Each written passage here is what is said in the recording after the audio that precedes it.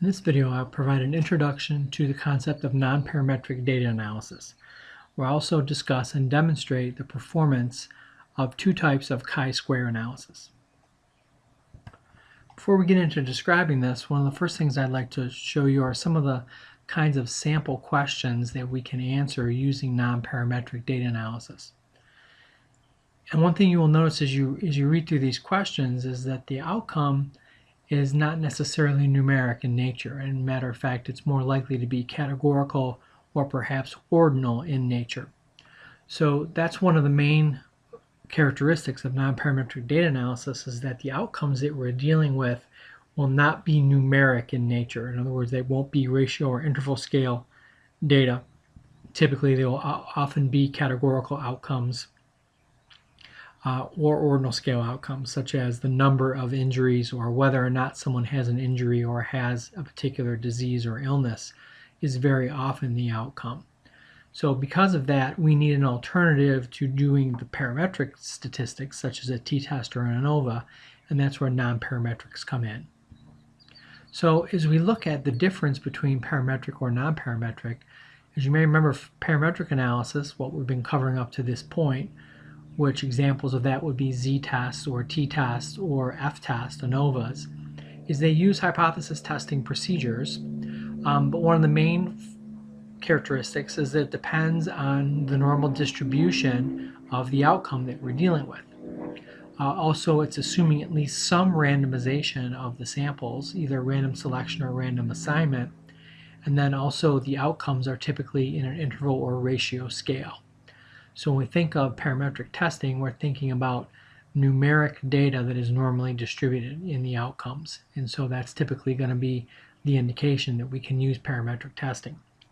Now, non-parametric analysis still uses hypothesis testing. We can still develop a null hypothesis and test whether or not the data meets or doesn't meet that null hypothesis. But the differences in non-parametric is that we can compare groups of scores that do not meet the assumptions of a normal distribution, or in situations in which random assignment or random selection were not taking place. Also, we can determine the relationships or effects of variables that are not necessarily conducive to true experimental study. When we think of parametric analysis, we're thinking about cause and effect or true experimental research. Non-parametric analysis can be used when we don't meet that expectation. And then lastly, and maybe most importantly, is the outcomes we're dealing with are either nominal or ordinal scale. Now, in non-parametric testing, we can use non-normal numeric data, so ratio or interval scale data that is skewed. We can still analyze that data using non-parametric analyses. So those are the fundamental differences between the two, and these are kind of the conditions or expectations that we have in choosing one or the other. So if we don't meet the expectations for parametric analysis, we can very often then use non-parametric analysis as an alternative way to analyze that data and still do hypothesis testing. So some of the common non-parametric techniques that we can run into are similar to some of the parametric techniques we've used in the fact that they're comparing groups of scores in some fashion. So when we have a nominal scale outcome, such as whether you have an illness or don't have an illness, or if you chose a particular option, if you're choosing to vote Democrat versus Republican versus Independent, those are categories. And so we can compare groups based upon a categorical outcome. And so we have two techniques that we use, the simple chi-square and then the chi-square test for independence. And we'll talk a little bit more about those shortly. If we have a situation in which we have ordinal or non-normal numeric outcomes, as I mentioned earlier, we can still do group comparisons. So the first one we can talk about is the Mann-Whitney U-test. Now this is analogous to an independent t-test. We have two independent groups that we wish to compare, but we're now comparing them on an ordinal scale outcome like a Likert scale or some kind of a ranking or a non-normal numeric score.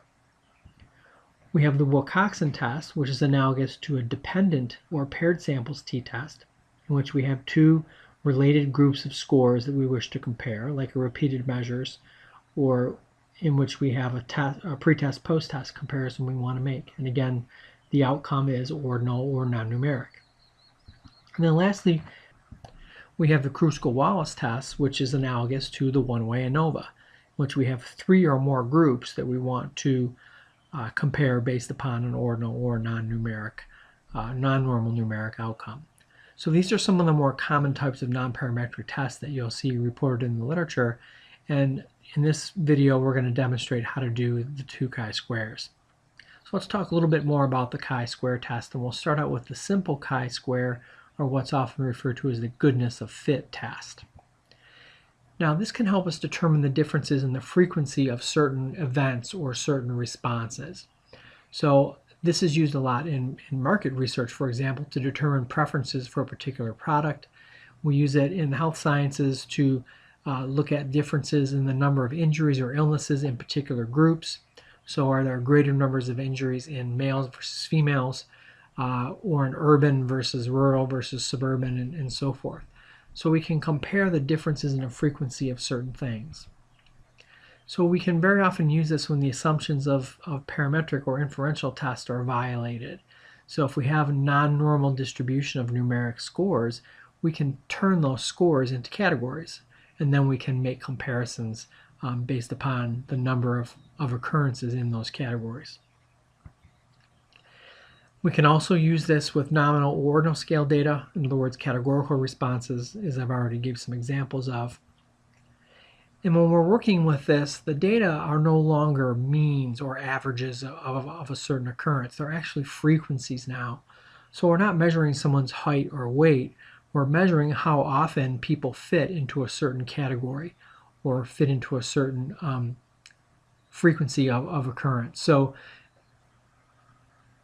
that's one fundamental difference between chi-square and what we might see in a t-test or an ANOVA. Now, because of the fact we're dealing with categories and we're dealing with frequencies as opposed to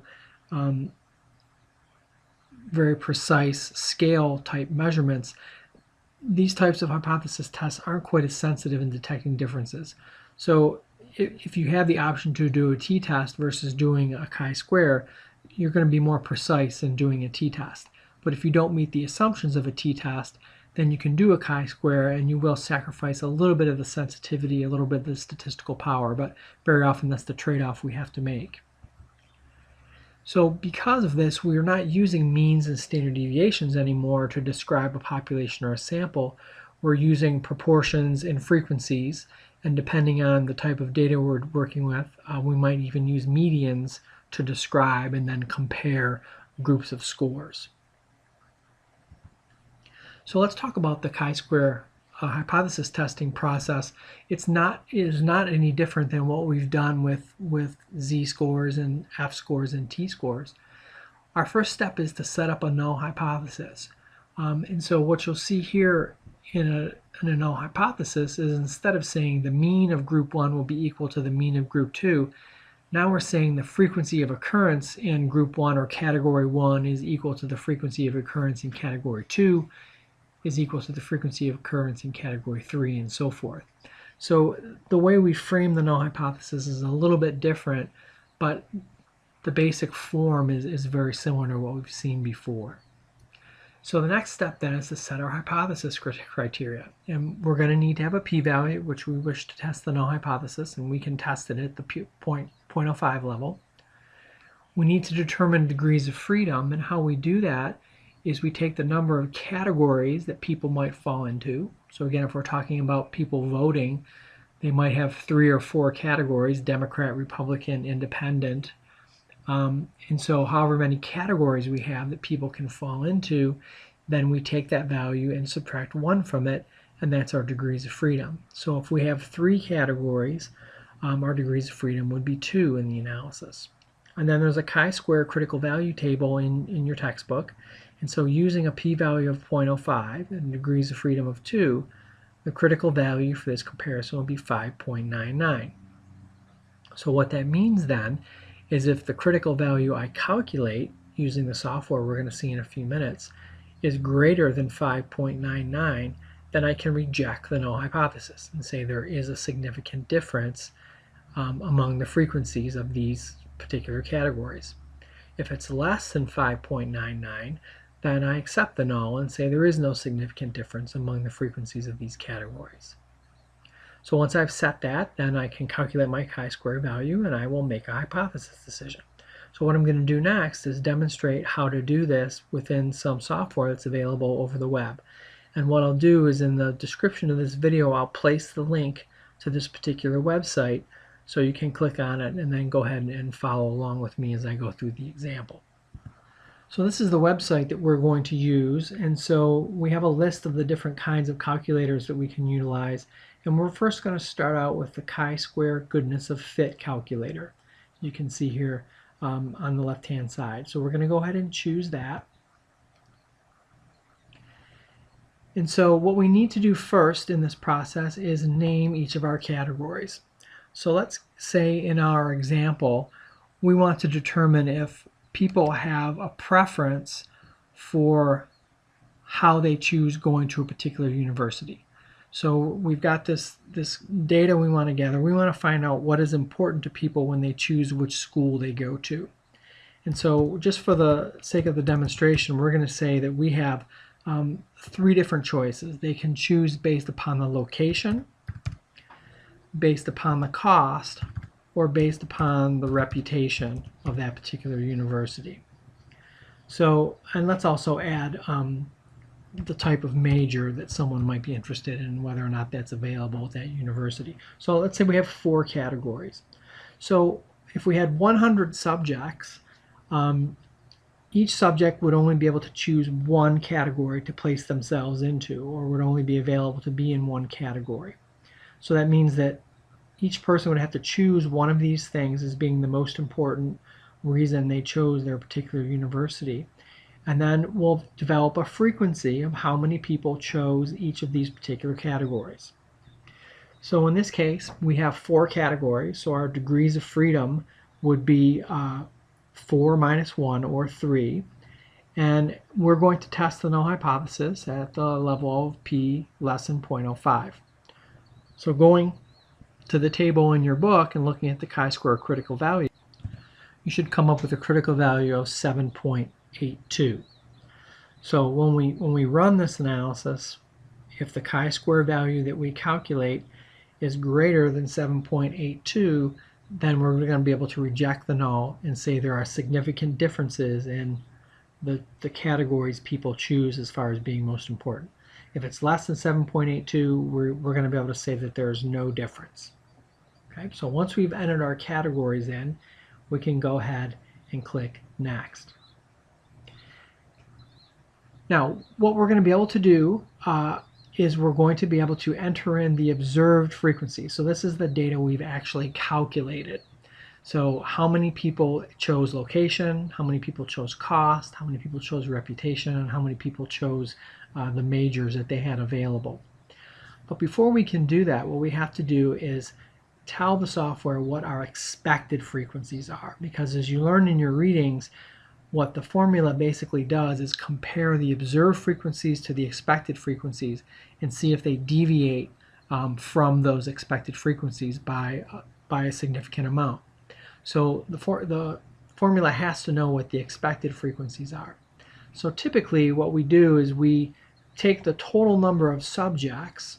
So in this case, let's say we have 100 subjects, and then we divide that by the number of categories we have. So in this case, we have 4 categories. So 100 divided by 4 is equal to 25. So the expected frequency for each category is going to be 25. And so the formula is going to basically look for the differences in the observed frequencies compared to the expected frequencies. And so we're actually entering in frequencies. Now you could enter in proportions or percentages as your data. So the percentage of people that chose location versus cost versus reputation, you can enter it in that way. It's your choice however you want to do that. And we also want to make sure we have our significance level chosen. So let's say, based upon the data that we've collected, the observed frequencies that we collected were that 50 out of the 100 chose location as their primary criteria. 15 chose cost. Another 15 chose reputation, and 20 chose major. Okay, so that adds up to 100, so we want to make sure obviously our observed frequencies match up with the number of subjects that we have.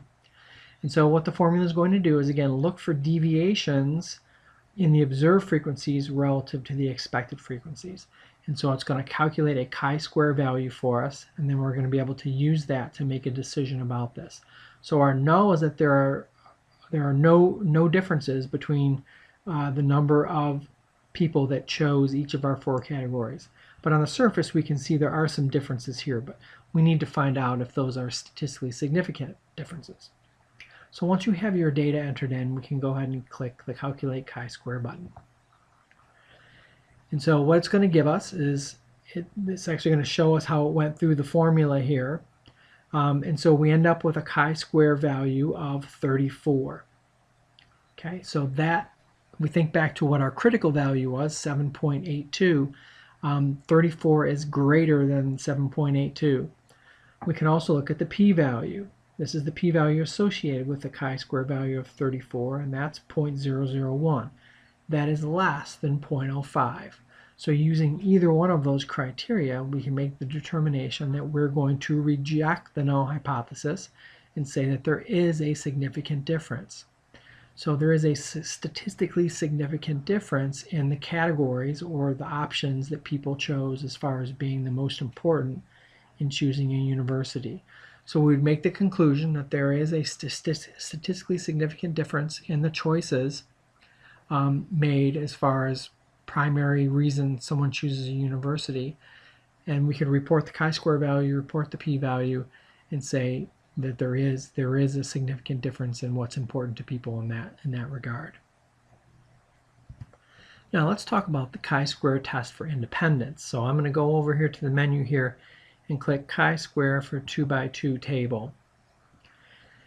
And so what we need to remember here is now we're working with 2 variables. Before we were working with just 1 variable, and our example was, what's the most important reason you choose a particular university.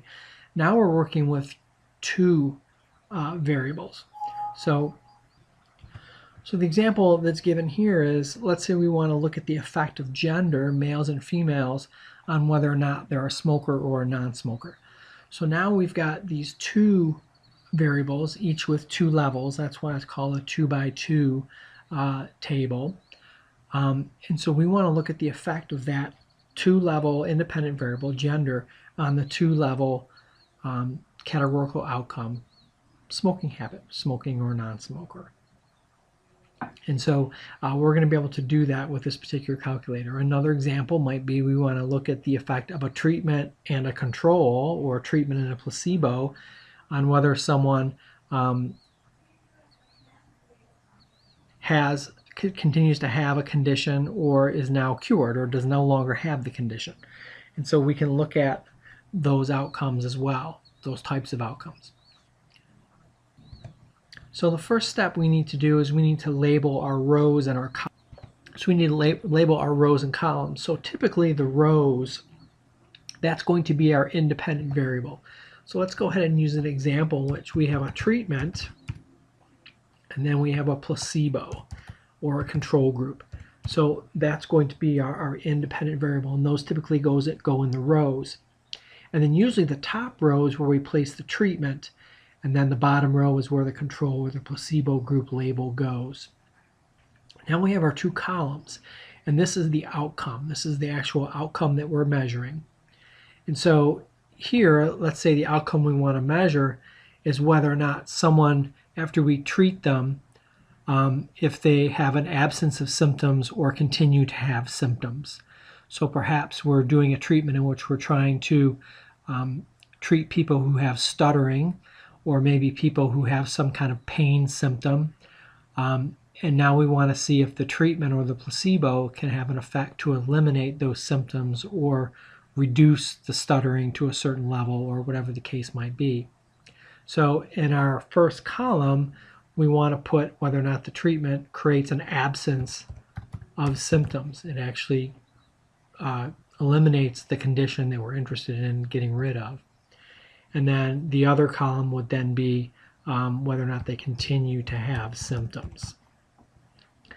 So traditionally, in the first column, the left-hand column, we put what we want to see happen. In other words, an absence of symptoms, or what it is we're interested in seeing if the independent variable will have an effect on. So in this case, we're interested in the treatment being able to create an absence of symptoms. So that's our categorical outcome, an absence of symptoms or the presence of symptoms.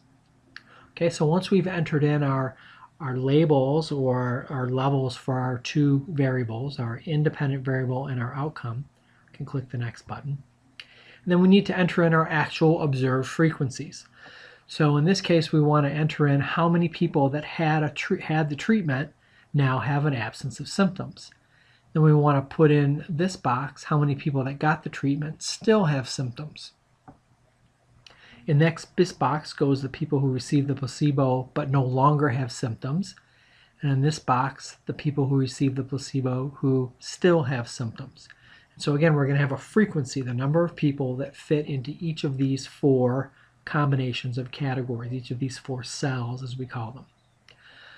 So let's say of the people that received the treatment, 25 of them no longer have symptoms and 10 of them continue to have symptoms. Of the people who received the placebo, 11 of them no longer have symptoms, but 28 of them continue to have symptoms. And so what we're going to do is again look at these observed frequencies and compare them to the expected frequencies. In this case, the expected frequencies will be that there will be an equal distribution of people that still have symptoms and that don't have symptoms, and there will be no difference between that in treatment and placebo. So each of these four groups should essentially be equal. Each of these four cells should essentially be equal. The number of people that have symptoms and don't have symptoms should be equivalent. That's the null hypothesis. If the treatment has no effect, then the same number of people who have symptoms will not have symptoms. And so that's the null hypothesis that we're going to try and test here. And typically how we state that would be that there will be no relationship between treatment group and the outcome. So in other words, there will be no effect. The observed frequencies will be equivalent among these four cells. Okay, so now we go ahead and click next. And so here again we have the data that we've calculated. And our next step is to then set what our significance level is going to be. So again, we can set it at the 0.01, the 0.05, or the 0.10 level. We're going to test at the 0.05 level. And we go ahead and click Calculate Chi-square. And so the chi-square value that's calculated is 13.7. And as we can see, that's associated with a p-value of 0.0002. So that is much less than 0.05. And so we can make the conclusion that there is a statistically significant effect of the treatment. And we are able to reject the null hypothesis and say that there is an effect. The groups are not equivalent. Treatment did seem to have a significant effect on creating an absence of symptoms compared to the placebo. And so we'd be able to make the conclusion that the treatment had an effect. It was able to create a statistically significant difference in whether or not someone had symptoms or did not have symptoms.